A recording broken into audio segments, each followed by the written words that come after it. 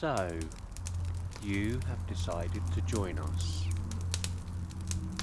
And rather than carving pumpkins at home, you have come to hear a story.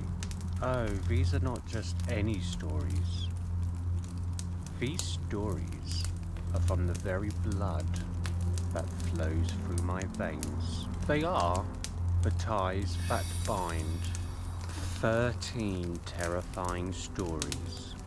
13 true stories for Halloween. Tales of murder, witchcraft, ghosts, the devil, execution, and suicide. Over the next 13 nights, until All Hallows Eve, Yana and I welcome you around our campfire.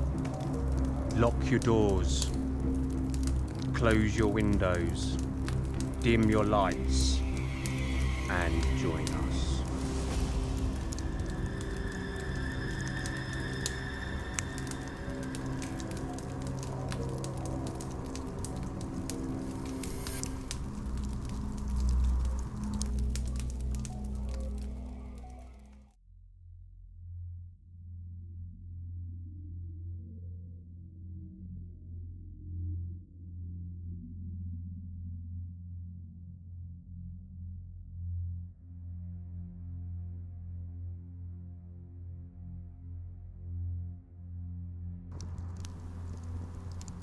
Nobody would have thought a well-respected Victorian cricketer would have so much hate in his heart that he was willing to go as far as murder. But that's exactly what happened in 1856 in the sleepy Surrey village of Chertsey. His victim never knew what hit her. In a fit of rage, John grabbed a cricket bat that rested against the bedroom chest of drawers, gripped the smooth polished wood and lifted it high in the air. In one violent swoop, he brought the solid force down. There was a crack, and he paused for just a second. His eyes were red, though bulged, and were rabid like a wild dog, and he foamed at the corner of his mouth. In a disgusted, vile smirk, he had done it. Welcome to the first of our 13 terrifying stories for Halloween. Today we are going to take a deep dive into the life of John Beauchamp, cricketer of Chertsey and murderer of the Coffee House This is a Inn. true story, and makes up just one of the dark and twisted tales that exist in my family history. This is murder at its most raw and violent. Stephen and I would like to thank everyone for watching. Every time someone views our videos, you give us both encouragement to do what we love. Let us know how we are doing. Drop us a comment, and for more upcoming episodes, please subscribe to our channel. From Stephen and I, hope you enjoy the story.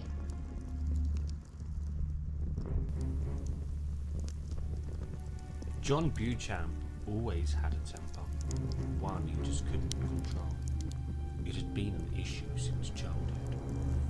He was the eldest of 5 children, and their births were all just a couple of years apart.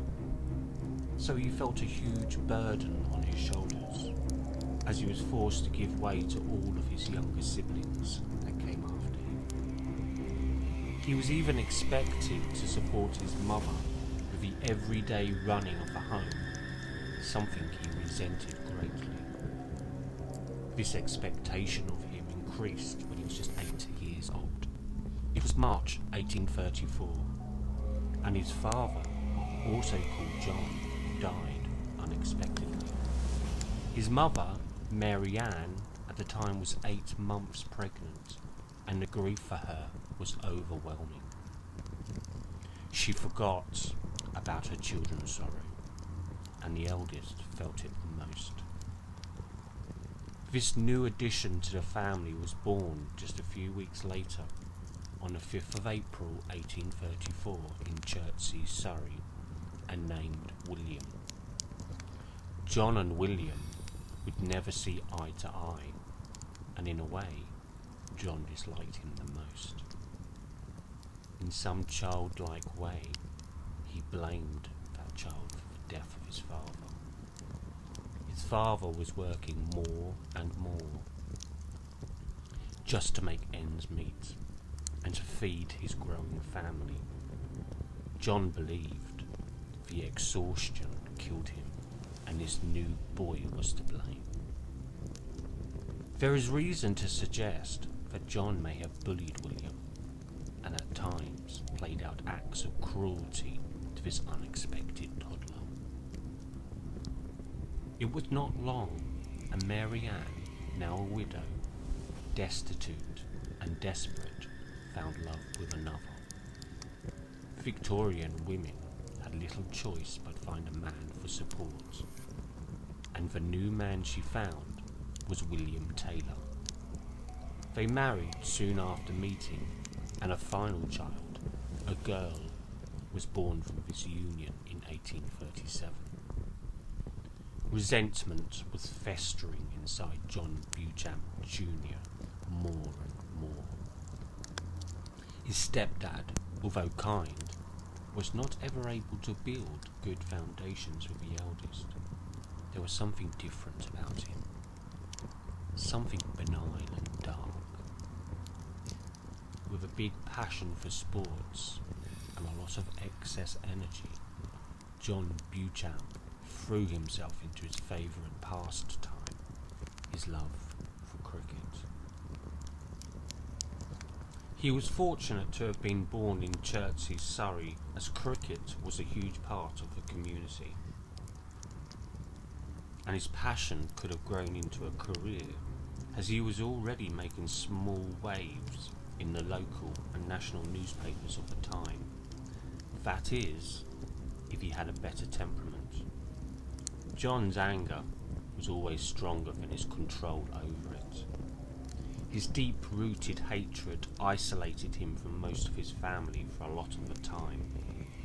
But he was a rogue and a sportsman, and this lure was always going to catch him a beautiful woman or two. One such woman was Emma Charlotte Baldwin. She was born in Guildford, Surrey in December 1828 and was a few years younger than John. It was love at first sight, and they both married not long after meeting on the 15th of October 1848 in St Mary's in Battersea. The two settled into married life rather quickly, and John bought a public house where they both would live, work and bring up their children together. He was now victualler of the Coffee House Inn, Chertsey, England. But time was ticking, and John's true self would soon reveal itself. The date was 3rd of February 1856. In 8 years of a somewhat turbulent and abusive marriage, 2 children were born from it. Emma Elizabeth and Mary Ann Beauchamp.